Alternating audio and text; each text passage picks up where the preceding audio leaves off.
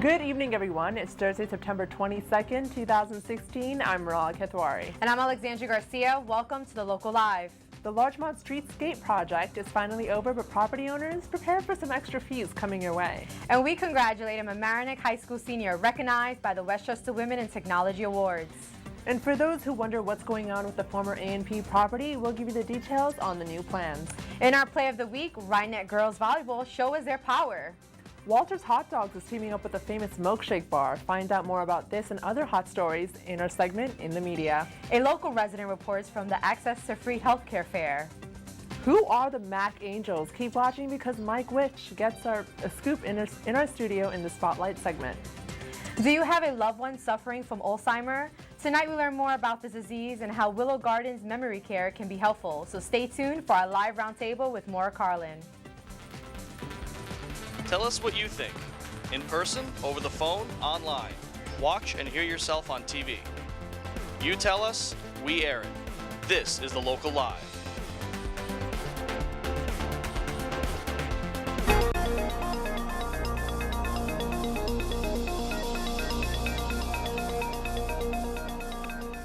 The Larchmont Streetscape project is finally over, and it is bringing over just $500,000 in fees for property owners. The fees for sidewalks are $6.83 per square feet.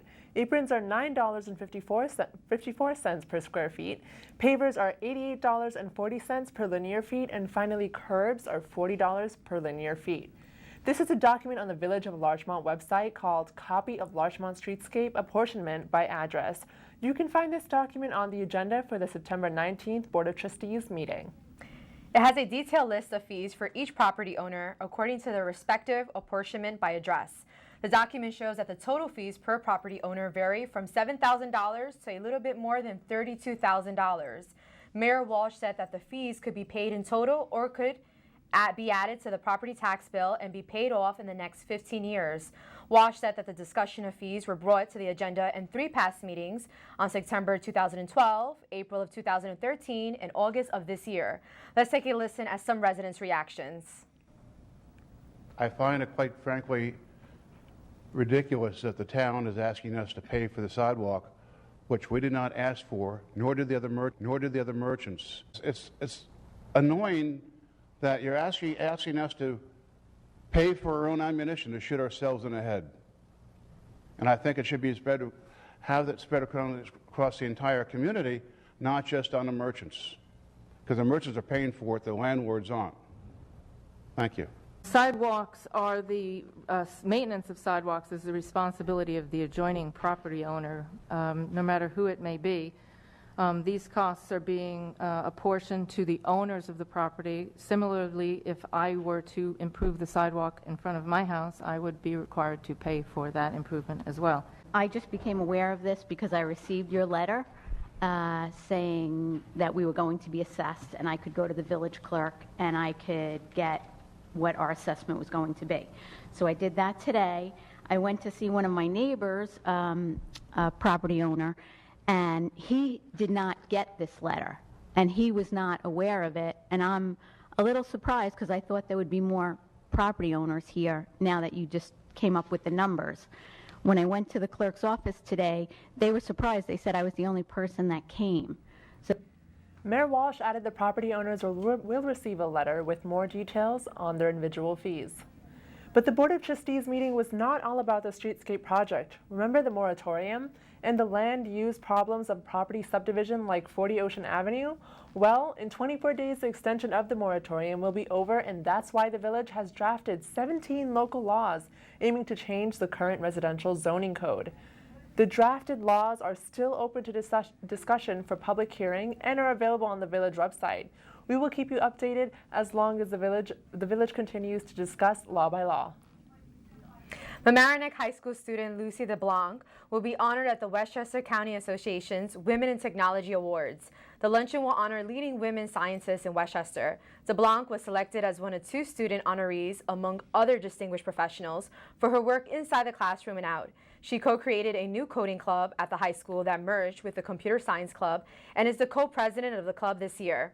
She's also previously interned at AT&T as part of the Girls Who Code program and with the Village of Larchmont, where she helped redesign content for their website. Her computer science teacher, Jagar Jadov, nominated DeBlanc for the award, saying, quote, "This is a tremendous accomplishment and a much-deserved recognition for all the hard work Lucy has put in for the past 3 years." Congrats, Lucy. The A&P supermarket on Mamaroneck Avenue has been shut down since the company filed for bankruptcy in July 2015. Across the street, the Mexican restaurant Three Jalapenos has also been closed. This has left some residents wondering, what's next for these empty spaces? LOHA.com reports that Comstack Residential Contracting bought the restaurant property for $1.2 million.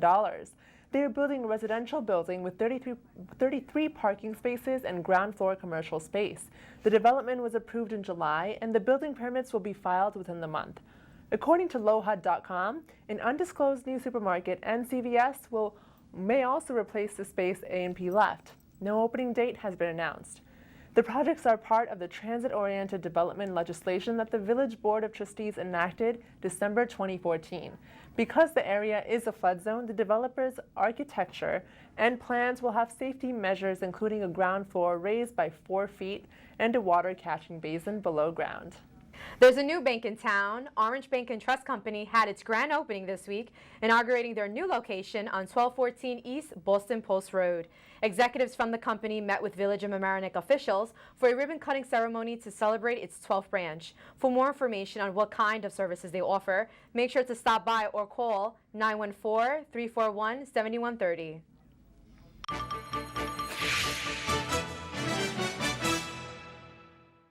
Here's Kayla Carlin with what's trending in the media.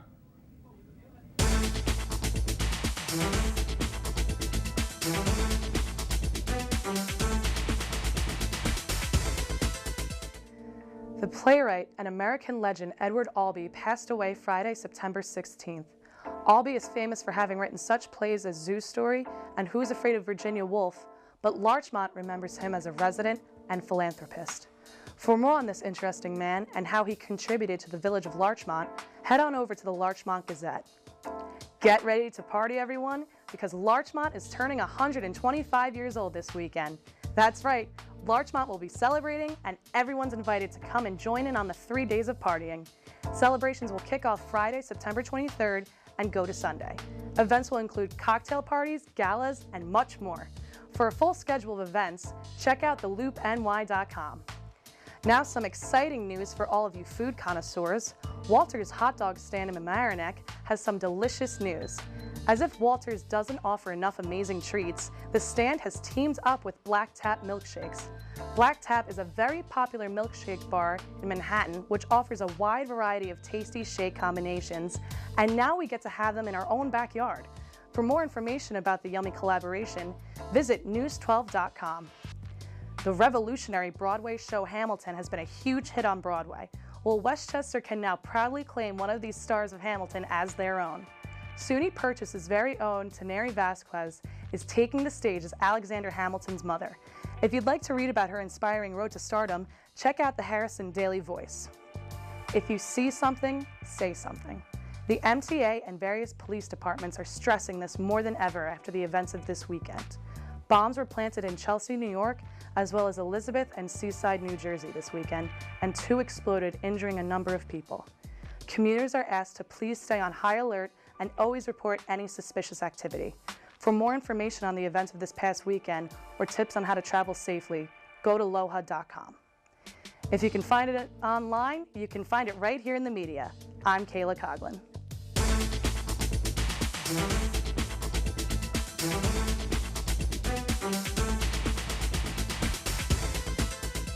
It's time for some local trivia. Then on tonight's roundtable, we will learn more about Alzheimer's and how Willow Gardens Memory Care can help your loved one.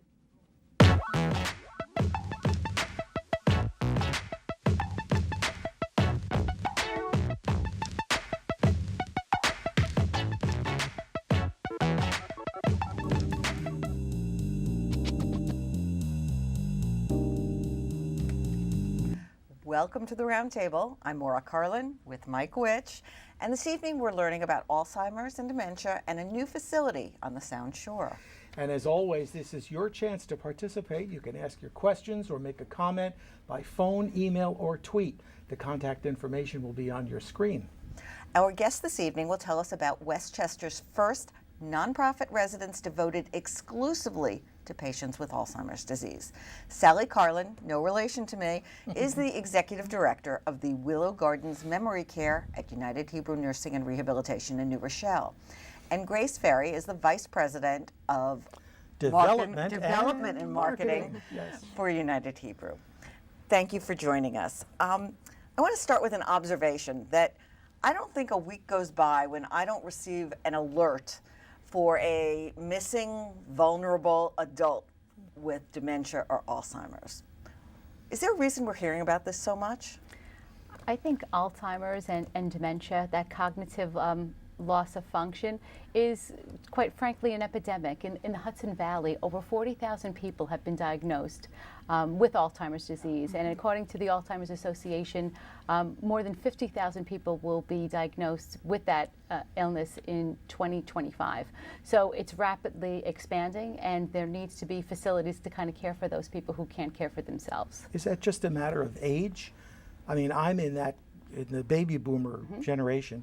Is it because we are so many and we're getting older and older and we're more susceptible to illnesses and Or injuries? is there something else going on in society? Or Traditionally, memory impairment kind of comes on at 65 and older, but there certainly have been many cases of people getting memory loss that really impacts day-to-day life at a younger age.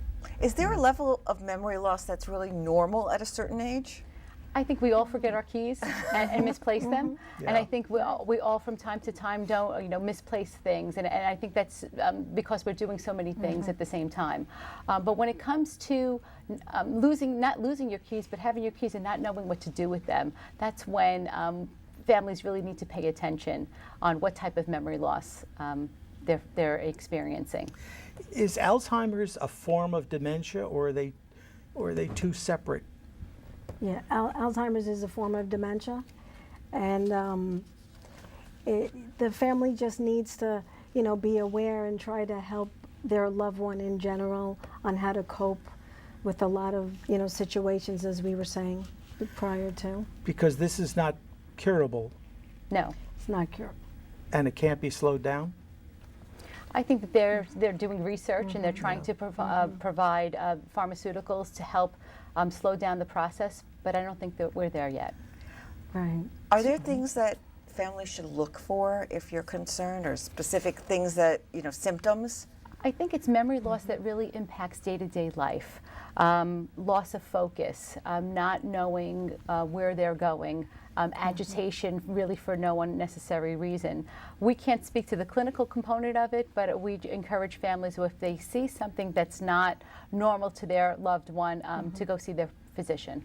And would it be a regular physician, or should you go to someone who specializes in memory loss or geriatrics? It could also be a geriatrician or a neurologist as well that specializes. Okay. Well, according to your website, you have a number of residences for people with different degrees of memory loss, but what is it that's special about one that's exclusively devoted to Alzheimer's? Our staff are the dementia experts, and they're trained through communication, through programming, through how to handle even behaviors that come out, and through the programs, music therapy, art therapy, movement therapy. We have a lot of connections with them through what they have from yesteryears. And I think having a population of people who have the same similar interests don't have to hide and don't have to pretend that maybe something is going wrong with them. They can be in a comfortable environment because they're surrounded by people who are going through the same episode. Are they aware that they're going, depending where you are in it, you might not be aware. When we hear stories, they don't recognize their children or their spouse. So Willow Gardens has been specially designed as this two-story building. So it's our intention for the first floor to be for those with mild to moderate dementias. And as the disease progresses, they'll go to the second floor, which will be for moderate to advanced. Or if we're dealing with a family who has someone who is already in the advanced stages of the illness, we're still able to care for them. So we're able to kind of separate the populations. What about, because I imagine this happens a lot, you have a couple, they've been together a long time, and one of them either doesn't have these symptoms and the other one does. Do you separate them? It's challenging. This is a unit specifically for those with cognitive impairment. So most times if they're a couple, the husband or the wife continues to live life as they know it. And it may be a challenge, but they bring their loved one to Willow Gardens, and we're able to provide them with the best quality of life that they can possibly live. So they're not living together any longer. And we take them where they are. So we try to focus on their abilities, not their disabilities. And that's how they feel at home at Willow Gardens. How do you make them feel at home? Somebody who might, be disoriented, how do you get them to feel that this is home and feel good about it? Well, you focus on what they can do. So if someone was a social worker and liked to read, maybe she'll lead a group, maybe she'll help people within a group. And you have them try to feel dignity about what they're doing and self-worth, and that's what they feel when they're involved with others within the group.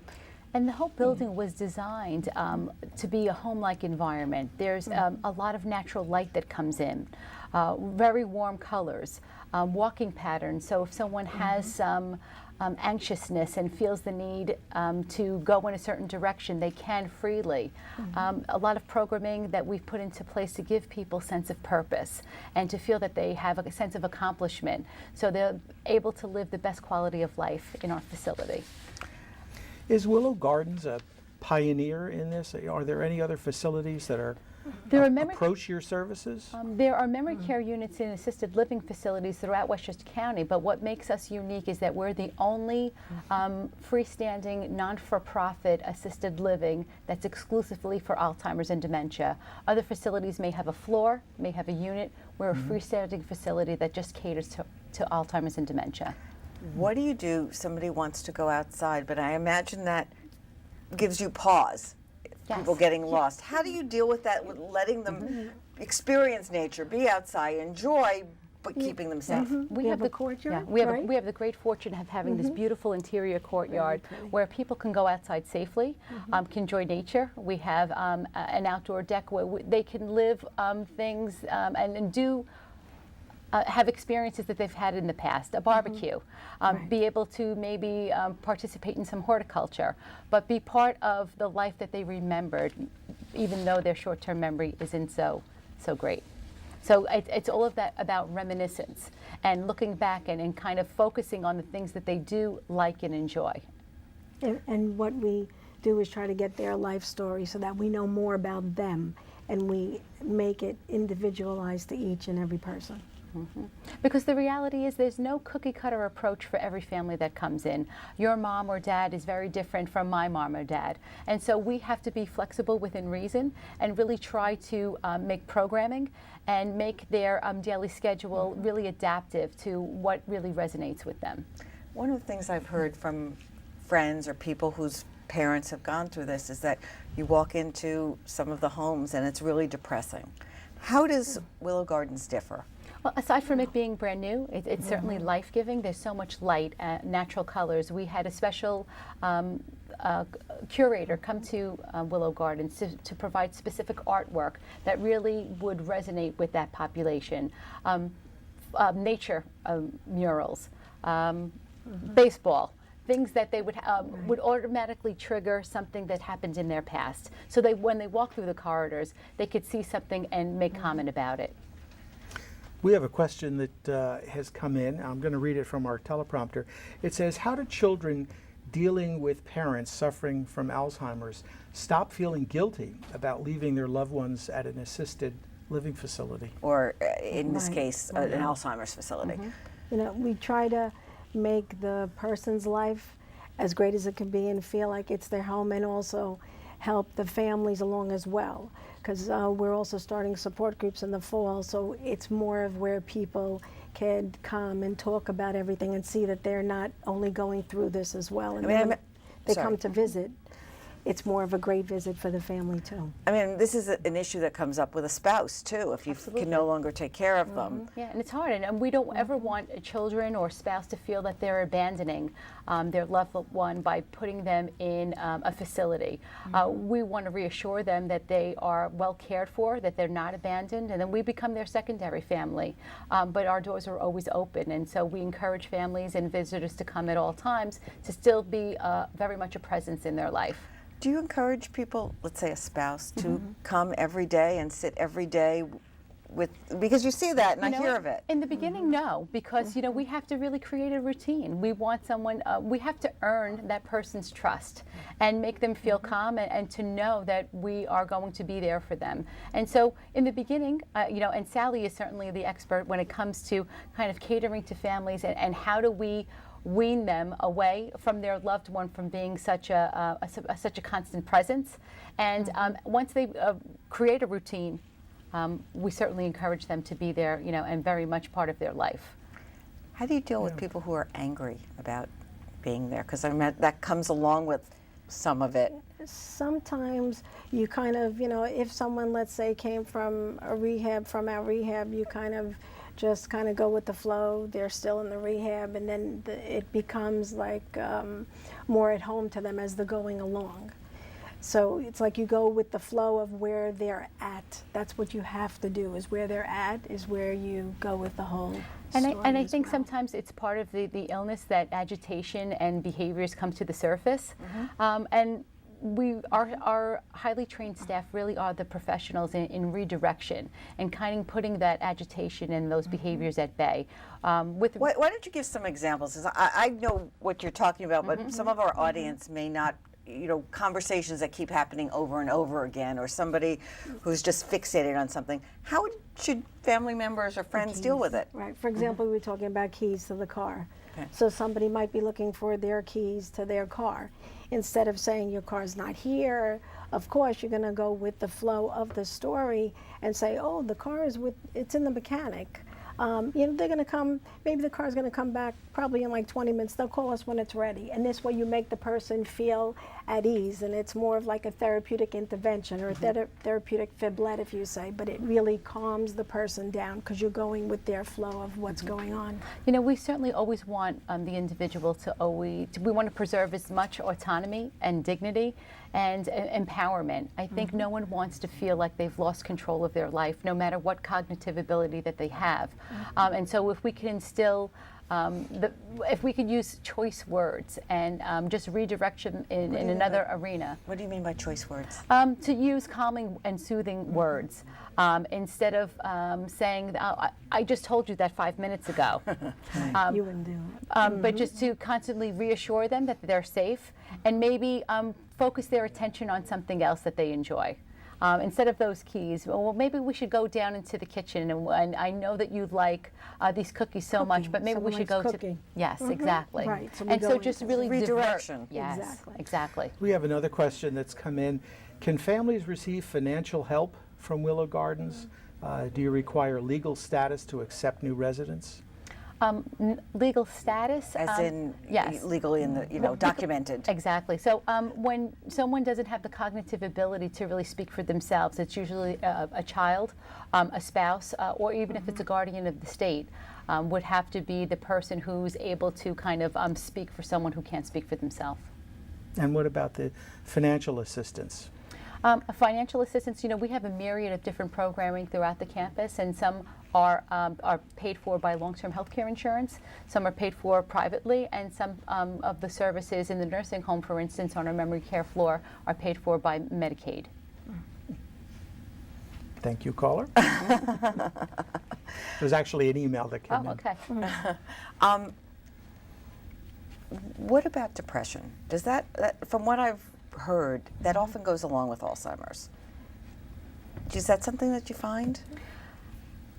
I think that it depends on what stage someone's in. I think if you're really noticing and there are some people who come to our facility who really are in denial and don't really know what's going on with their life, and some people are very well aware of it.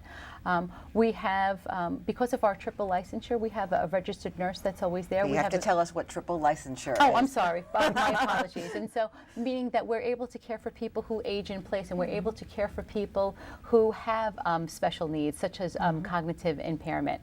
So, I kind of lost track of what I was saying, so forgive me. That licensure allows us to care for people, to have them age in place within our facility without having them go into a long-term care facility. Now, can you deal with medical issues? I mean, as you get older, you may have dementia, but you may also have heart trouble, or blood pressure problems, or cancer. Can that be dealt with in your facility, or do you need? Yeah, we have a myriad of services that come in also. Specialist physicians, right? Yeah, neurologists, geriatric psychiatrists that come throughout the house. Yeah, everything. You have a wonderful website that I look through. There's all kinds of information in there about the services that you offer, and I think it's important that you give out your telephone number, because you also offer tours of Willow Gardens. So we'd be more than happy to provide anyone with a tour. So we're the campus of United Hebrew of New Rochelle. Willow Gardens is our latest line of business, catering exclusively for memory care. And if anyone would like a tour, I would be happy to provide them with that tour. You could reach us at 914-632-2804, or go to our website at www.uhgc.org. Okay, that's a lot of information. Yes, that's a lot. I think it's been on our screen. Okay. Thank you so much for joining us. It's our pleasure. Thank you so much for having us. And you stay tuned for more community stories and, of course, the answer to our trivia question. Do you know it to this week? No. I didn't either.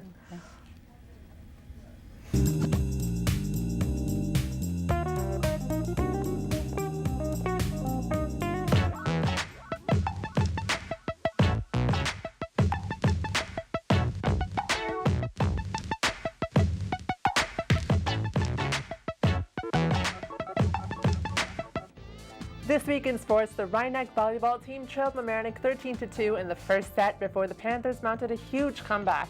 Junior Sammy Anuzzi provided a big spark by first making a diving save, then playing the ball perfectly off the ceiling later in the point, making it the LMC Varsity Sports Play of the Week.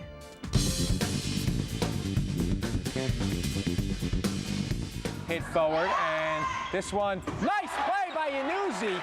The ball was behind her, and she was able to dig it out of the air. A couple good digs by both teams, and Beach tried to put that away, but she couldn't.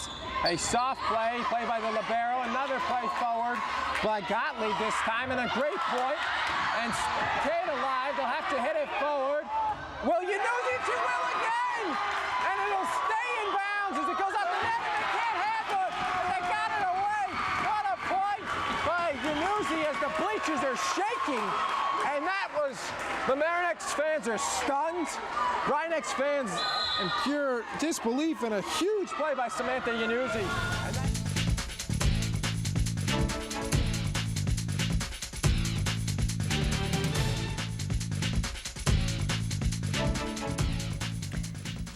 As you all know, we always encourage members of our community to be our reporters.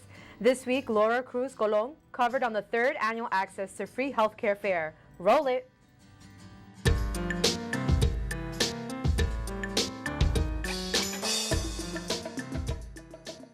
Good morning, everyone.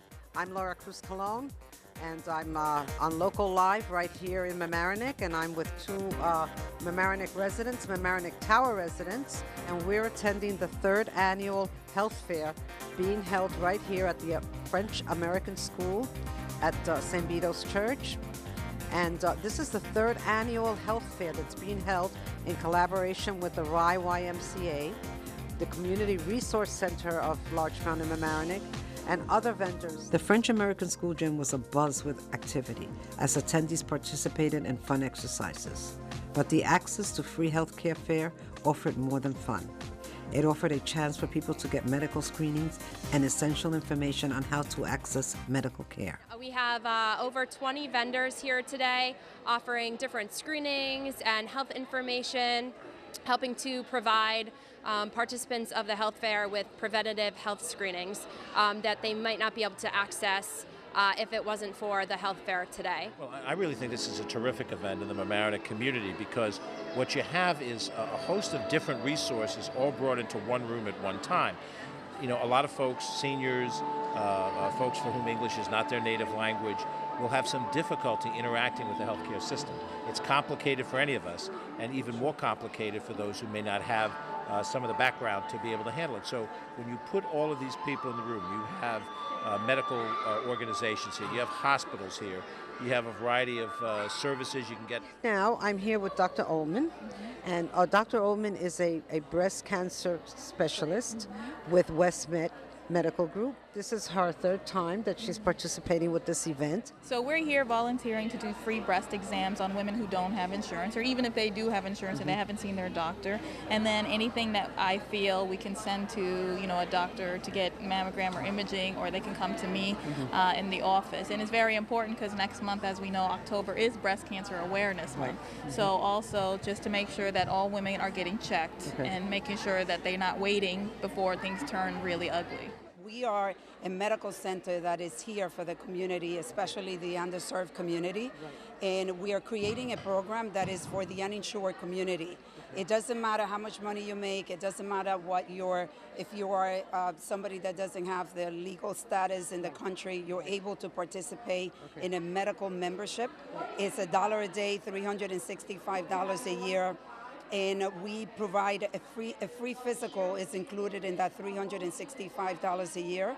In addition, we have been able to get major discounts from laboratory, pharmacy for all of the members. It's a big blessing for us, you know, because we need to know a lot of things about our health. So again, a special thank you to all of our sponsors who helped make this event possible. This is Laura Cruz Colon signing off and hoping that everyone did have a nice time. Hopefully we'll see you again next year at the 4th Annual Health Fair right here in Mamaroneck and Larchmont.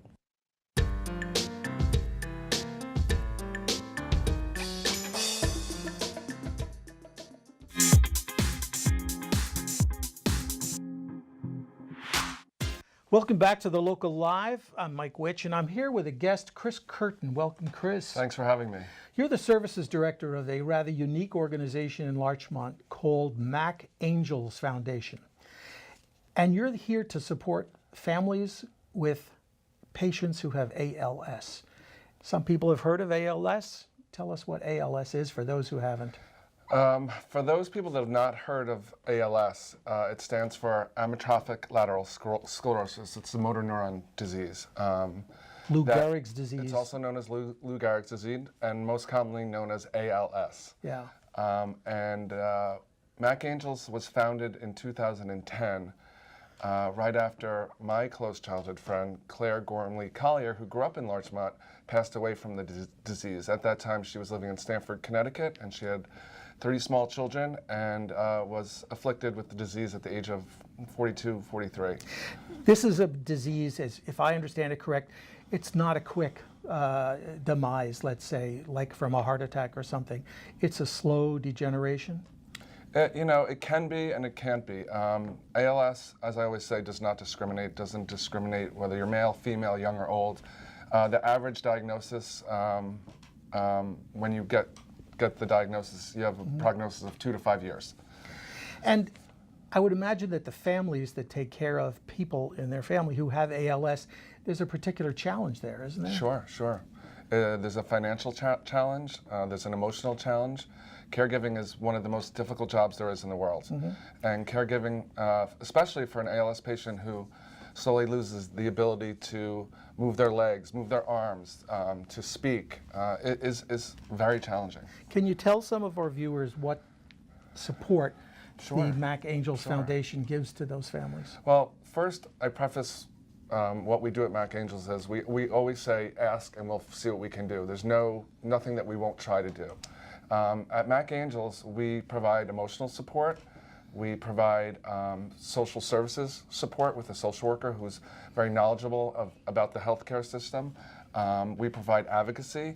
I myself was a founding board member with Mac Angels and then the board president for the first 4 years. and most recently I've stepped down off the board, and now I am the services director. And as the services director, what I do is I go out into our ALS community and I support our patients and our families. Patients, we acknowledge our patients, we refer to them as PALs, a person living with ALS, and we refer to caregivers as CALs, C-A-L-S, caregivers of ALS patients. Do So some of families have to pay for these services? Absolutely not.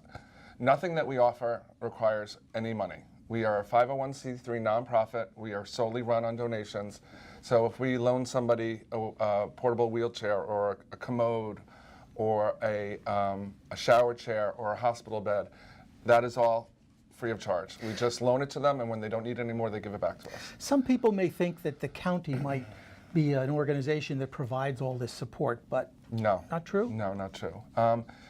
What happens within the ALS community is once you're given your diagnosis from a neurologist, basically they say, get your affairs in order and go live your life. Wow. And they say, we're going to refer you to an ALS clinic, such as Columbia in Manhattan or HSS in Manhattan or Mass General up in Boston.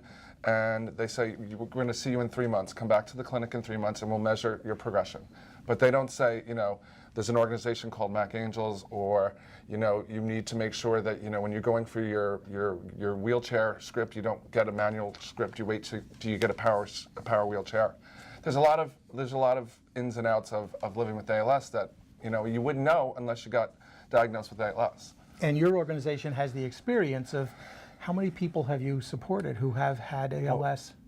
Since we started in 2010, we've helped hundreds and hundreds of families. Currently, right now, on our roster, we have about 60 active families that we're helping.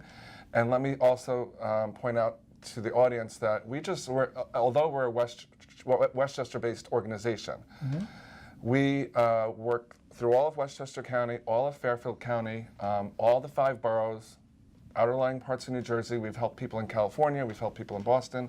Obviously, people further away, we can't help as much.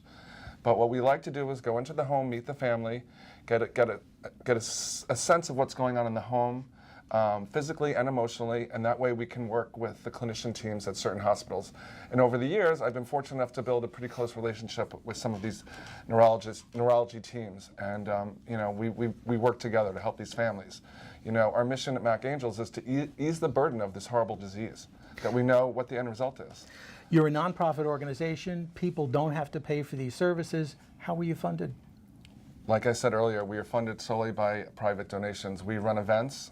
We have an annual gala that we do every other year. In the years that we don't have the gala, we have non-events, which is a mailing that we send out to our mailing list of our supporters and just ask for a donation. We get in-kind donations from our families once they've seen what we've done. And unfortunately, when someone passes away from the disease, we get in-kind donations from them. We try to go out when we have time and seek grant money, but that's a pretty lengthy process that we don't always have time for. And again, we don't even have an office. We all work out of our home. We have a great founding board member team that are all people that have been affected by the disease. And then as far as our staff, it's just myself as the service director, we have a program director, and we have a social worker, and that's it. So really all the money that we take, I would say 80–90% of it goes back to our families. There's an event coming up this weekend, the That's 24th correct. and the 25th of September. Yes. It's a triathlon. It's a Westchester Triathlon, Right. and Mac Angels is involved. Can you explain how? Sure. So Mac Angels has been a part of the Westchester Triathlon for a number of years now. Phil Gormley, who is one of our board members and is also Claire's brother, has been very active in the triathlete world for years. He's an amazing triathlete. He is now the chairman of the Westchester Triathlon, so he's the guy running the show.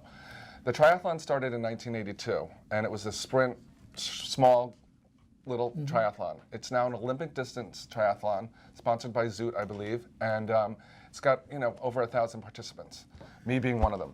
And we have a small team, Mac Angels team, and this is why I brought our jersey, Mac Angels. This is what you'll be seeing if you come out and support us this weekend, which I hope you do. And where will it be again? Where will people come? It starts at Oakland Beach, right next to Playland in Rye. Okay. And then one of the highlights of the triathlon is Claire's Climb, in memory of Claire.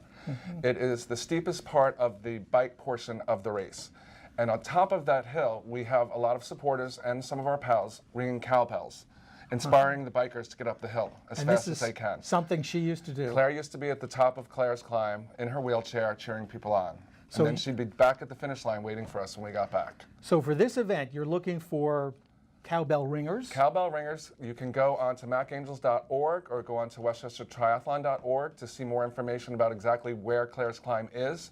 And you can also come to the finish line and support us, and you can be there. We have an expo on Saturday, which Mac Angels will have a tent, and you can learn more about what we do there, along with all the other participants and sponsors. And the great thing about the Westchester Triathlon is it's also a nonprofit. So all the money that they take in from all these participants, they turn around and give it to nonprofits. And Mac Angels is lucky enough to be one of the beneficiaries. Now, there's a website that you maintain that has all kinds of information about the history of Mac Angels and where you can donate, how you can help, how you can get involved. Absolutely. Let's give us that website. It is macangels, macangels.org.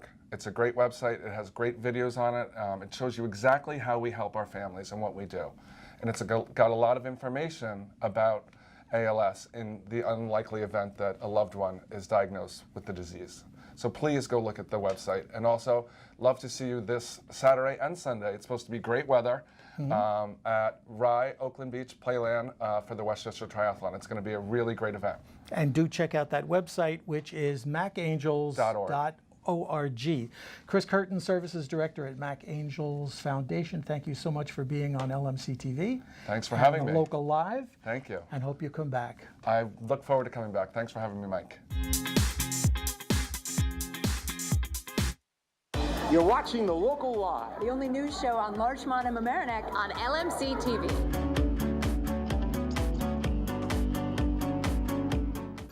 Orlando's an adorable lab shepherd, mixed pup, who's about 5 months old. He is very sweet and playful, and he adores his toys and loves to pick up interesting objects on his walks. His mother Kira and sister Bloom are also listed if you can open your home to the whole family. For more information on how to adopt Orlando or browse other adorable pets, go to www.ny-petrescue.org. Remember, if you'd like to keep us on the air, support our program by checking out our website at www.lmctv.org and click the donate button in the upper right corner. We really appreciate any contribution. We are always welcoming new interns and volunteers, so send your emails to locallive@lmctv.org and join us. We love hearing from you. Thank you so much for watching. I'm Alexandria Garcia. And I'm Ron Ketwari. See you next week for another episode of The Local Live.